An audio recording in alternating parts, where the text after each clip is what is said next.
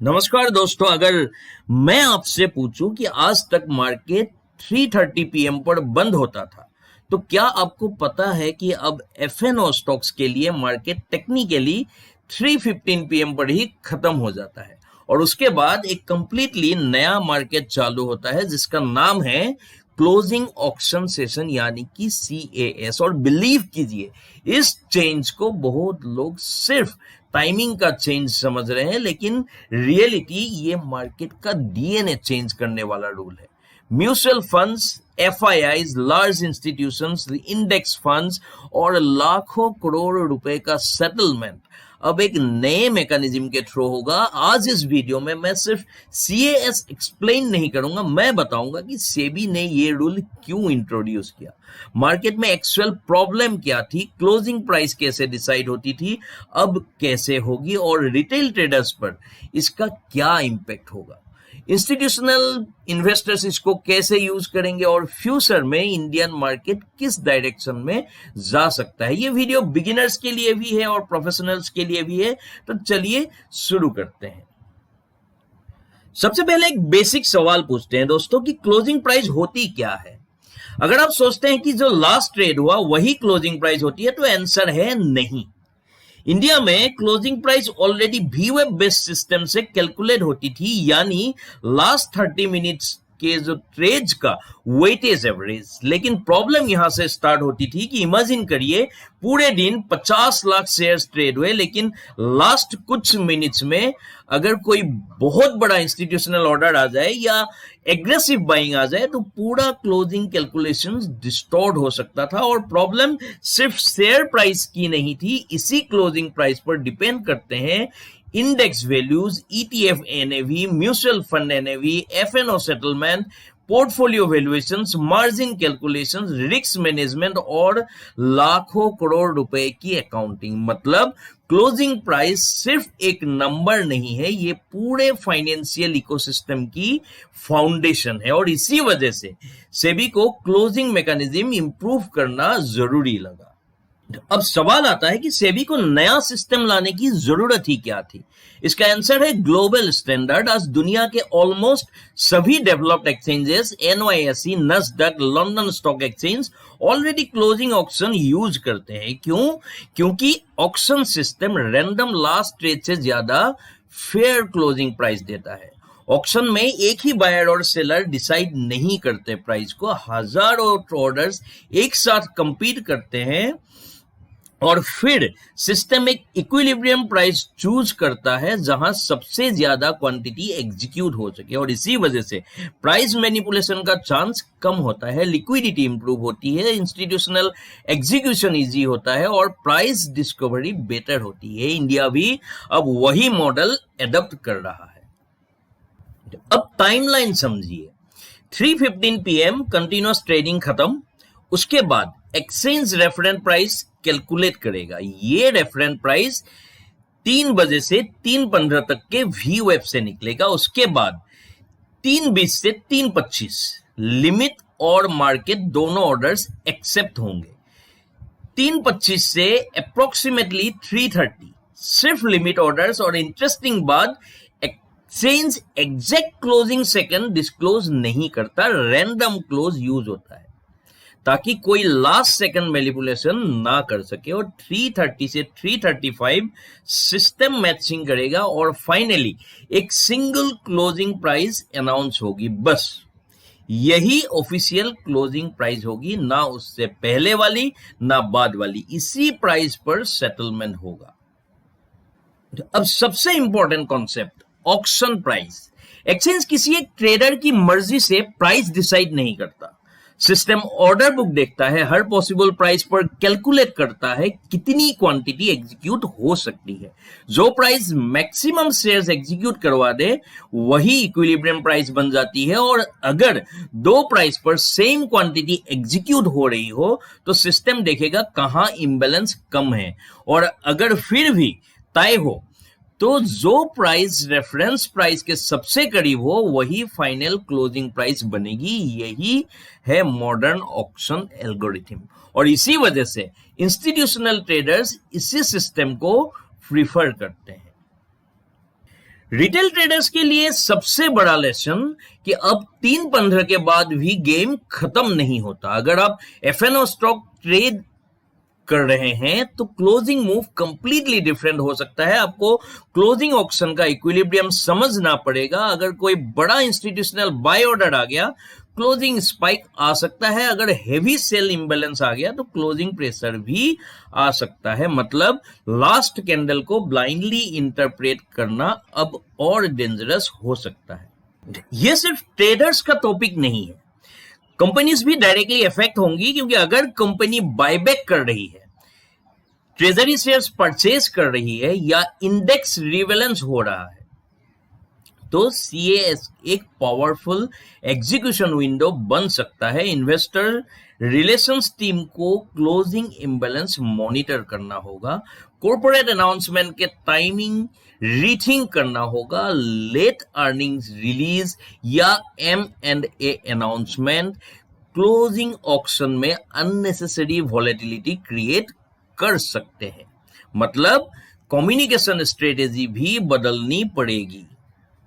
अगर आप पिछले कुछ दिनों से निफ्टी या सेंसेक्स देख रहे हैं तो शायद आपने एक अजीब चीज नोटिस की होगी। 3:15 PM के आसपास अचानक एक बड़ा स्पाइक आता है, कभी ऊपर कभी नीचे, और उसके बाद चार्ट एक सीधी हॉरिजॉन्टल लाइन बनाने लगता है और बहुत लोग बोल रहे हैं कि मार्केट मैनिपुलेट हो रहा है, सिस्टम खराब हो गया, एक्सचेंज में प्रॉब्लम आ गई। लेकिन रियलिटी कुछ और है। सबसे पहले ये समझिए कि 3:15 PM के बाद नॉर्मल कंटिन्यूअस ट्रेडिंग बंद हो जाती है।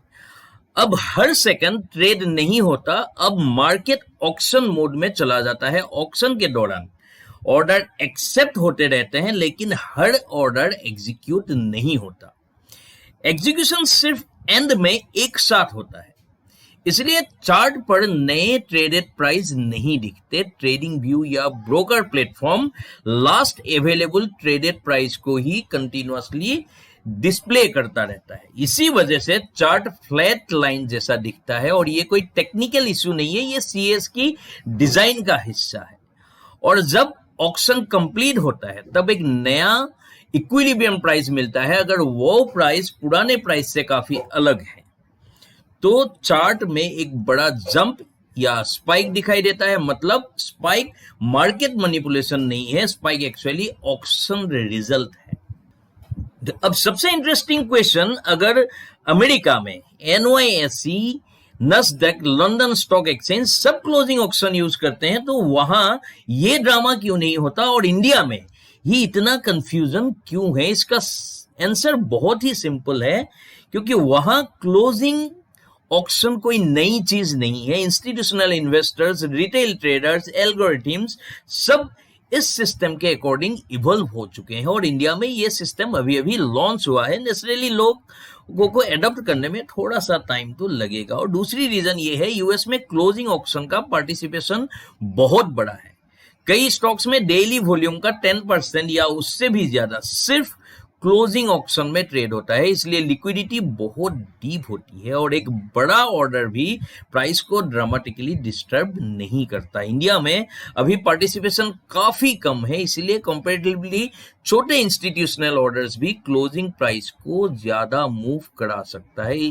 तीसरा रीजन है उसके चार्टिंग प्लेटफॉर्म्स और institutional data terminals. Auction data को अलग तरीके से विजुअलाइज करते हैं। बहुत से professional terminals indicative auction price, auction imbalance, auction volume सब रियल टाइम दिखाई देते हैं। और इंडिया में retail traders mostly trading view या ब्रोकर चार्ट्स देखते हैं, और ये प्लेटफॉर्म्स कंटिन्यूअस ट्रेडेड प्राइस को ही प्लॉट करते हैं, इसलिए फ्लैट लाइन दिखकर लोग कंफ्यूज हो जाते हैं। चौथी रीजन ये है कि इंडिया की मार्केट साइकोलॉजी भी थोड़ा सा अलग है। हम लोग हर कैंडल को सिग्नल समझते हैं, हर स्पाइक को मैनिपुलेशन बोल देते हैं, लेकिन ऑक्शन मार्केट में हर मूवमेंट का मतलब डिमांड और सप्लाई का रीवैलेंस होता है। ये मार्केट स्ट्रक्चर का पार्ट है, ना कि किसी ऑपरेटर का मैजिक। अब तक हमने समझा सीएस क्या है, कैसे काम करता है, लेकिन सबसे इंपॉर्टेंट क्वेश्चन कल सुबह जब मार्केट खोलेगा तो ट्रेडर को करना क्या है। मैं इसको अलग अलग कैटेगरीज में एक्सप्लेन करता हूं। देखो, रिटेल पहली कैटेगरी है रिटेल इंट्राडे ट्रेडर्स। अगर आप इंट्राडे ट्रेडर है और स्पेशली 1 मिनट या 5 मिनट चार्ट पर ट्रेड करते हैं, तो मेरी पहली एडवाइस है कि 3:15 पीएम के बाद चार्ट को नॉर्मल कैंडलस्टिक चार्ट की तरह मत देखिए। क्यों? क्योंकि अब कंटिन्यूअस प्राइस डिस्कवरी बंद हो चुकी होती है और ऑक्शन चल रहा होता है। अगर आप फ्लैट लाइन देखकर ब्रेकआउट या ब्रेकडाउन ट्रेड करेंगे तो गलत कंक्लूजन निकलकर सामने आ सकता है, और 3:15 के बाद चार्ट से ज्यादा ऑक्शन मैकेनिज्म समझना बहुत ही ज्यादा इंपॉर्टेंट है। दूसरा है ऑप्शन बायर्स। अब बात करते हैं ऑप्शन बायर्स की। अगर आप ऑप्शन बाइंग करते हैं तो याद रखिए, क्लोजिंग ऑप्शन के बाद क्लोजिंग प्राइस चेंज हो सकती है और अगले दिन ओपनिंग प्रीमियम भी उसी हिसाब से एडजस्ट होगी। इसीलिए अगर आप सिर्फ क्लोजिंग कैंडल देखकर ओवरनाइट ऑप्शन बाय करते हैं तो अब एक्स्ट्रा कॉशन की जरूरत होगी, क्योंकि क्लोजिंग ऑप्शन का रिजल्ट आपकी एक्सपेक्टेशन से कंप्लीटली डिफरेंट हो सकता है। ओवरनाइट पोजीशंस लेने से पहले ऑप्शन के बाद एक्चुअल ऑफिशियल क्लोज जरूर चेक करिए। अब ऑप्शन सेलर्स इसमें क्या कर सकते हैं? देखो, ऑप्शन सेलर्स के लिए ये चेंज और भी इंपॉर्टेंट है। अगर क्लोजिंग ऑप्शन में स्टॉक या इंडेक्स का ऑफिशियल क्लोज बदल गया तो next day implied volatility, Greeks और प्रीमियम कैलकुलेशंस भी इंपैक्ट हो सकती है। इसीलिए क्लोजिंग के बिल्कुल पहले एग्रेसिवली शॉर्ट पोजीशंस ऐड करना और हर सिचुएशंस में सही डिसीजंस नहीं होगा। रिस्क डिफाइन करके ही ओवरनाइट कैरी करें। चौथा है स्विंग ट्रेडर्स। वो क्या कर सकते हैं? देखो, स्विंग ट्रेडर्स के लिए अब क्लोजिंग प्राइस की इंपॉर्टेंस और बढ़ गई है। बहुत सारे ट्रेडर्स डेली कैंडल के क्लोज पर ही ब्रेकआउट कंफर्म करते थे, और अब याद रखिए, डेली कैंडल का क्लोज ऑक्शन के बाद फाइनलाइज होगा। मतलब 3:15 पीएम पर ब्रेकआउट था और 3:35 पीएम पर नहीं रहा। ये उल्टा भी हो सकता है। कंफर्मेशन हमेशा ऑफिशियल क्लोजिंग प्राइस के बाद ही लेना चाहिए। अब बीटीएसटी ट्रेडर्स इसमें क्या कर सकते हैं? देखो, उनके लिए क्या इफेक्ट होगा। देखो, बाय टुडे सेल टुमारो, क्या सीएस के बाद बीटीएसटी बंद कर देना चाहिए? मेरा आंसर है बिल्कुल नहीं। लेकिन अब बीटीएसटी लेने से पहले ऑप्शन का फाइनल क्लोजिंग प्राइस को इग्नोर मत करिए। अगर क्लोजिंग ऑप्शन में अनयूजुअल बाइंग या सेलिंग हुई है तो next day opening sentiment completely change हो सकता है। बीटीएसटी स्ट्रेटेजी खत्म नहीं हुई, लेकिन एनालिसिस का एक नया लेयर ऐड हो गया है इसमें। अब सबसे बड़ा सवाल, क्या ओवरनाइट पोजीशंस अवॉइड करनी चाहिए? मेरा आंसर है नहीं, क्योंकि ओवरनाइट रिस्क पहले भी था, अब भी रहेगा। डिफरेंस सिर्फ इतना है कि अब official closing price auction decide करेगी। अगर आप ओवरनाइट कैरी कर रहे हैं तो सिर्फ 3:15 का लास्ट ट्रेडेड प्राइस मत देखिए, ऑक्शन के बाद फाइनल क्लोज जो ऑफिशियल क्लोज भी है उसको देखिए और डिसीजन उसके बेसिस पर लीजिए। अब सबसे इंटरेस्टिंग कैटेगरी जो है high frequency traders, algorithm traders, institutional desk, इनके लिए सीएएस एक्चुअली एक अपॉर्चुनिटी भी है, क्योंकि ऑक्शन के दौरान indicative price, order imbalance, tradable quantities जैसे डाटा जो है वो कंटिन्यूअस पब्लिश होता है। एडवांस एल्गोरिथम्स इसी इंफॉर्मेशन को एनालाइज करके last moment order placement optimise करते हैं, और इसीलिए फ्यूचर में हम देख सकते हैं कि इंडियन मार्केट में भी ऑक्शन स्पेसिफिक एल्गोरिथम्स डेवलप होंगे, और जैसे यूएस मार्केट में ऑलरेडी होते हैं। लेकिन रिटेल ट्रेडर्स के लिए इसका मतलब पैनिक नहीं है, इसका मतलब सिर्फ इतना है, मार्केट और प्रोफेशनल्स हो रहा है। अब सवाल ये नहीं है कि सीएएस क्या है, सवाल ये है कि कल से हम ट्रेड कैसे करें। मैं अपना फ्रेमवर्क बताता हूं, मैं जो प्लान कर रहा हूं या फिर जो मुझे समझ में आ रहा है, बेस्ड ऑन दैट मैंने कुछ रूल्स बनाए हैं, वही आप लोगों के साथ शेयर कर रहा हूं। बाकी ये कोई एडवाइस नहीं है, ये कोई इन्वेस्टमेंट एडवाइजरी भी नहीं है। आप अपना रिसर्च खुद से कर ले, ये क्योंकि मैं कोई सेबी रजिस्टर्ड बंदा नहीं हूं। मैंने अपने रूल्स खुद के लिए बनाए हैं जो मैंने आपके साथ शेयर करना चाह रहा हूं। सबसे पहले देखो, रूल नंबर 1 पे क्या है, 3 PM से पहले ही अपना प्लान बना लो। बहुत सारे ट्रेडर्स 3:20 के बाद डिसाइड करते हैं कि बाय करना है या सेल। ये गलती है।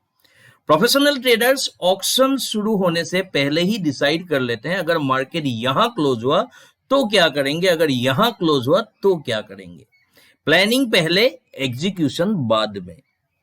रूल नंबर 2 है 3 PM से 3:15 तक सबसे इंपॉर्टेंट विंडो है और ये वही पीरियड है जिसका VWAP रेफरेंस प्राइस बनेगा और इसी रेफरेंस प्राइस के आसपास ऑक्शन चलेगा। मतलब अगर 3 से 3:15 के बीच एग्रेसिव बाइंग आ रही है तो ये एग्रेसिव सेलिंग आ रही है, तो उसको इग्नोर मत करिए, वही ऑक्शन का बेस बन रहा है। रूल नंबर 3 PM के बाद चार्ट मत देखो, ऑक्शन को समझो। ये बहुत बड़ा डिफरेंस है। 3:15 के बाद कैंडलस्टिक एनालिसिस की इंपॉर्टेंस खत्म हो जाती है या फिर कम हो जाती है और ऑक्शन डायनेमिक्स की इंपॉर्टेंस बढ़ जाती है। अब मार्केट हर सेकेंड ट्रेंड नहीं बना रहा दोस्तों, मार्केट एक फाइनल इक्विलिब्रियम ढूंढ रहा है। रूल नंबर 4 है ऑफिशियल क्लोजिंग प्राइस का वेट करो। ये मेरी पर्सनल एडवाइस है। अगर आप swing trade, BTST, position trading या ओवरनाइट ट्रेड करते हैं तो सिर्फ 3:15 का लास्ट प्राइस देखकर डिसीजन मत लो। 3:35 के बाद ऑफिशियल क्लोज कंफर्म होने दो और उसके बाद ही एनालिसिस कंप्लीट माना चाहिए। रूल नंबर 5 है क्लोजिंग कैंडल को अब नए पर्सपेक्टिव से देखो। पहले क्लोजिंग कैंडल सिर्फ बायर्स और सेलर्स की फाइट थी, अब क्लोजिंग कैंडल में इंस्टीट्यूशनल ऑक्शन भी इंक्लूड है। मतलब अगर क्लोजिंग कैंडल स्ट्रांग है तो पहले ये देखना होगा ये जेन्युइन डे लॉन्ग स्ट्रेंथ थी या क्लोजिंग ऑक्शन की वजह से बनी। ये डिफरेंस समझना बहुत ही ज्यादा इंपॉर्टेंट है। तो रूल नंबर 6 में रिटेल ट्रेडर करे तो क्या करे। अगर आप बिगिनर हो तो पहले कुछ हफ्तों तक सिर्फ ऑब्जर्व करो, हर दिन नोट करो 3:15 पर प्राइस क्या था और 3:35 पर ऑफिशियल क्लोज क्या हुआ, नेक्स्ट डे गैप अप या गैप डाउन क्या मिला। 10-15 ट्रेडिंग सेशन के बाद आपको खुद पैटर्न दिखने लगेंगे। मार्केट को पहले ऑब्जर्व करो फिर स्ट्रेटेजी बनाओ। रूल नंबर 7 में है इंस्टीट्यूशंस क्या करते हैं। देखो इंस्टीट्यूशंस इमोशन से ट्रेड नहीं करते, वो लिक्विडिटी देखते हैं, एग्जीक्यूशन क्वालिटी देखते हैं। अगर क्लोजिंग ऑक्शन में उन्हें बेटर लिक्विडिटी मिल रही है तो वो वही एग्जीक्यूट करेंगे। रिटेल ट्रेडर को इंस्टीट्यूशन के अगेंस्ट ट्रेड नहीं करना चाहिए और इंस्टीट्यूशंस को समझकर ट्रेड करना चाहिए। अगर आप मुझसे पूछे कि CAS के बाद सबसे बड़ी ट्रेडिंग एडवाइस क्या है तो मैं सिर्फ एक लाइन बोलूंगा, 3:15 PM के बाद मार्केट को चार्ट की तरह मत देखिए, ऑक्शन की तरह देखिए। और एक और बात है, मार्केट हमेशा उन लोगों को रिवार्ड करता है जो नए रूल सबसे पहले समझते हैं। बाकी लोग जब तक कंप्लेन करते रहते हैं, प्रोफेशनल्स तब तक एडप्ट कर चुके हुए। अगले 30 ट्रेडिंग सेशंस तक मैं खुद क्लोजिंग ऑक्शन ऑब्जर्व करूंगा और अगर मुझे कोई रिपीट होने वाला इंस्टीट्यूशनल पैटर्न मिला, चाहे वो ऑप्शन चेन में हो, ओपन इंटरेस्ट में हो, VWAP के अराउंड हो या क्लोजिंग ऑक्शन इम्बैलेंस में हो, तो मैं उस पर एक डेडिकेटेड रिसर्च वीडियो बनाऊंगा और आप लोगों के साथ जरूर शेयर करूंगा। और तब तक के लिए हैप्पी लर्निंग, हैप्पी ट्रेडिंग। जय हिंद।